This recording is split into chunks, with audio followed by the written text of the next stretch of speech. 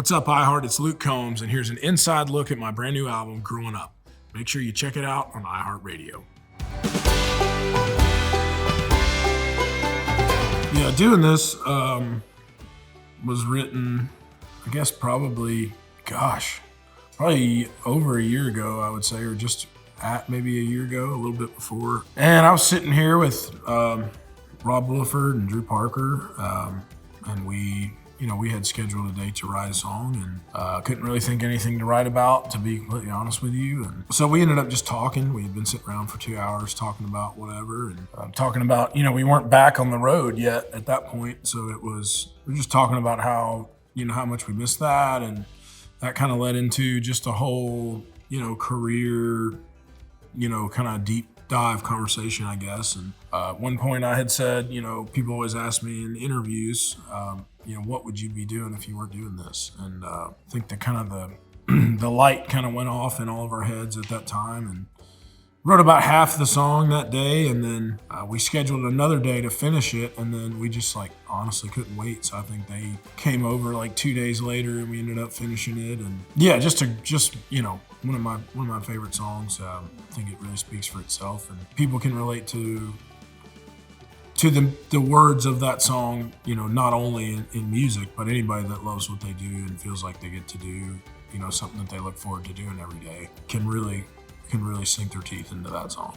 Any Given Friday Night, I wrote in Montana with Randy Montana, ironically enough, no relation to the state, I'm assuming. And then Jonathan Singleton, two guys that I've been writing with for a number of years now. We wrote Beer Never Broke My Heart together, and had just kind of been thinking about life in these little towns that are, there are towns that are even more outside of, smaller towns, which is kind of where I live now. And you kind of see how, at least living where I do now, life really does revolve around that Friday night kind of thing. It's like the whole place kind of comes to life, everybody's off work, and kids are playing baseball games. There's high school football games going on. All the little restaurants are packed to the brim, and all the high school kids are out doing what high school kids do. And you remember when you used to do those things, and you watch it happen. And so that was just kind of the basis of it. And there's a billion country songs about, Friday nights and small towns. But I think that is, such a huge part of, what I remember about growing up is, just hanging out with my friends on Friday night. And I mean, heck, I still do that now. I'm 32 years old, and, still, have the boys over and, watch a football game or, whatever. And that's really, where the idea for that song came from. And I know Randy and Jonathan could relate to that just as much as I could. So that's where we came up with the idea for that one. Kind of Love We Make, written in Montana, Dan and Reed Isbell, and then my guitar tech, Jamie Davis, who used to be in a band with Dan, Jamie Davis and Soul Gravy. Great name, by the way. That was him and Dan's band in college, and I ended up meeting Jamie through Dan, and he's been working for us for a few years now, and I've recently started writing songs with him. And he had this idea, and Dan and Reed brought it to me, and I just thought it was such a killer melody, and ended up kind of being one of those songs that really wrote itself, man. Now me and Dan and Reed are, all having kids within a month of each other, so maybe this song had something to do with that. I don't know, but this one's pretty self-explanatory. Give it a listen. Tell me what you think. On the other line, James McNair, Randy Montana, Dan Isbell, Thomas Archer, all guys that I've been writing with for a number of years. Dan and Randy had started this song maybe a year ago. They came down to visit. James and Thomas and Dan had come down. Randy wasn't there. Dan was like, hey, I got this thing I worked up with Randy. And everybody's been in that situation now where it's like, you're married, and maybe you got kids, you got a bunch of stuff going on, and you're out doing something that you maybe don't get to do as often as you would like to, and you get the call from your wife that's like, hey, you got to get back. And you're like, yeah, well, I'll be back for sure. Maybe you get in an argument with your wife, and you go do something, and it's, hey, you need to get back to the house kind of thing. Everybody's been there. So just kind of a tongue-in-cheek idea at that. Also, I love to fish, so Having a fishing song on here was not bad for me, but it's kind of a new stage in life where you're 30 something now, and like I said, you got a bunch of stuff going on, and but you still want to do all those things that you had infinite time to do when you were younger, and I think this song speaks to that pretty well. Outrunning Your Memory. Wrote this song with Miranda Lambert. It's kind of an interesting story. We had talked about writing before in passing, and always been a huge fan of her writing. Obviously, man, I think she's one of the best artist writers of, not only our generation, but of all time. So we got together and wrote at her manager's office, and, throwing around some ideas, and, couldn't really land on something we loved. And I had come up with an idea with my buddy Dan Isbell the day before this write with Miranda. And so I pitched that idea to her, and she was like, oh, I really like that idea. And I was like, man, wouldn't feel comfortable writing this without my buddy Dan, because we kind of came up with this idea together. So I ended up calling Dan.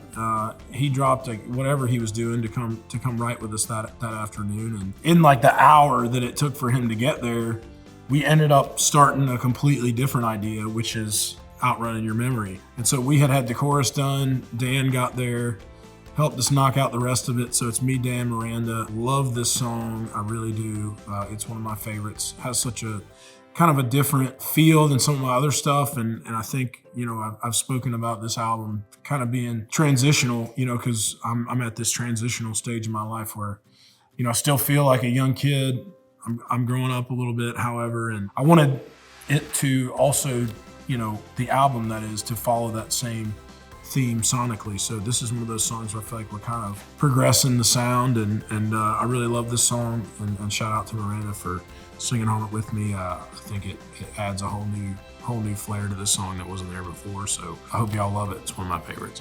Used to Wish I Was. Jonathan Singleton brought this to me 2017.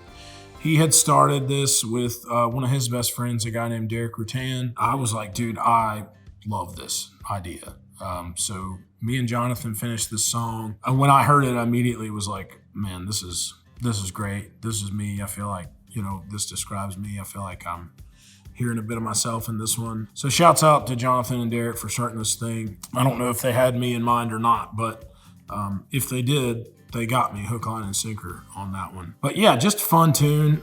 There's, I tried so many things when I was a kid. It was like you want to try to find, everybody wants to be, NBA player or a football player or an astronaut or, whatever. And you spend a majority of your life trying to find your thing. And I think a lot of people never find it. So I'm thankful to have found mine at a decently early age. And once I did, it felt like, I wasn't chasing like, what do I want to be or how am I going to do this? And I think that song speaks to this so well. And that's something that I had went through myself for, 21 some odd years. And, once I finally found it, it was like, this is what I'm supposed to be doing. So that's what this song's about.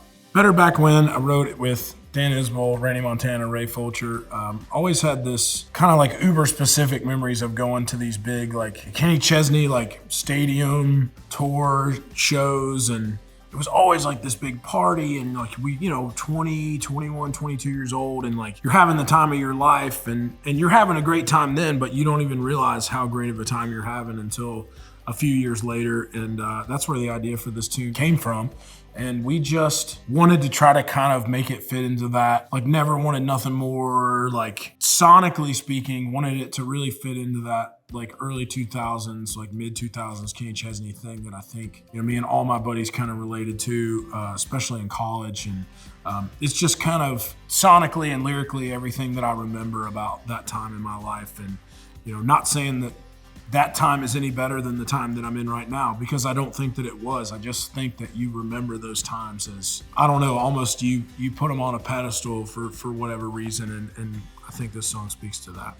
Tomorrow Me, love this song. I wrote it with Dean Dillon, Ray Fulcher. Ray had gotten a call from someone who worked with Dean, and I guess he had asked to write with me and Ray, and we ended up, super long story, on a plane to the Bahamas, and like had never spoken to Dean or met him before, and he was just gonna kind of like be on this boat when we got there, and he was, and we ended up writing a song with one of our heroes, man. I mean, a guy who's written some of mine and probably a lot of y'all's favorite country songs ever. And, I think Ray was going through some lady problems at the time.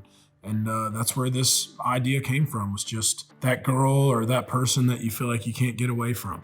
Ain't far from it. I rode on the bus in West Point, Mississippi. I was on a hunting trip with Mossy Oak. I was with Dan Isbell, Reed Isbell, Ray Fulcher, and my tour manager, Ethan, who's not a writer on the song, but we were all hunting deer down there together. And I had told Dan, Reed, and Ray that I was like, man, I just feel like I'm missing something on this album sonically. And I've always loved like that 90s country, like super high beats per minute, like Brooks and Dunn type thing. I guess kind of hearkening back to like Honky Tonk Highway on the first album, those kind of things, One Too Many that I did on What You See Is What You Get. And I just always loved that thing because I love doing a song like this live. And so really we went onto the bus after dinner one of those nights at deer camp with the idea to write a song like this. And that's where it came from.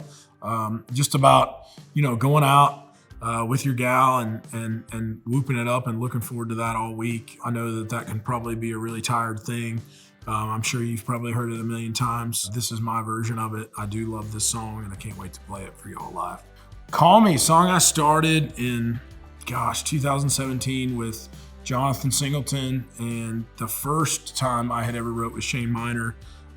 Me and Shane and Jonathan wrote Cold As You as well. And this song fell in this weird spot, like in between my first album and my second album and the deluxe. Like it just kind of got lost in the shuffle. And some of my favorite songs that I've recorded have come like at the end of a studio session. We didn't plan to do anything else, but we had an extra hour and go through and dig back through some old songs. And this is one of those songs that just kind of called, no pun intended, it kind of called out to me as one that like I felt like we needed to do and take another look at. And I just love the feel of this one, man. It feels like it kind of has that same energy from when I was writing, This One's For You album. It has that same feel melodically and sonically. And so I just love this one. And I thought that, people would like to hear it, and hope y'all love it. Middle of Somewhere, wrote this song in Montana with Randy and Jonathan, and just really love the place that, me and my wife live now. And it's just a place that I've talked to so many people here that are so proud to be from here. And it's a place that so many people have probably never heard of. And even my friends in, Nashville, we live almost an hour away from town. And people are like, God, man, you live in the middle of nowhere. And as I was talking to people here, this idea popped in my head. It's like, people call this the middle of nowhere, but to the people that live here, it's the middle of somewhere. And it's such an important place to them. It's such a huge part of their life. They were born here. A lot of those people will be here for the rest of their lives, and it's a place that means so much to them. So I feel like that middle of nowhere thing, it's not that to everybody. And I wanted to write that song for everyone that lives in a place like this, and especially for the people that live in the little town that I live in now. Going, Gone, I wrote with James McNair, Ray Fulcher. I had honestly had that title in my phone for a really, really long time. And I just loved that riff so much. We were sitting there in the basement in Montana, and I just was messing around with guitar, and this same thing happened when we wrote What Memories Are Made Of on This One's For You. We were in this weird tuning back then, and I came up with this riff that turned into What Memories Are Made Of. Same thing happened with this one. We're sitting there, we're trying to figure out what we're gonna write, and we had decided we were gonna write Going, Gone. And as we sat there trying to come up with stuff, I was just playing this riff. The riff really became the focal point of the song for me. I've always loved Tracy Chapman's Fast Car, and no way is this song even close to as good as that one, but I've always loved how that riff immediately, the second it gets played, you know what song it is, and you love it. And I think I wanted to try to kind of, create something that was my own version of that. This was my first time playing guitar on an album. I was super nervous to do that. Somehow I got it done. Shout out to Chip and Jonathan for helping me through that one. But this one's really great, and one of my favorite songs melodically and musically that we did on the whole record. Check it out on the iHeartRadio app and let me know what you think.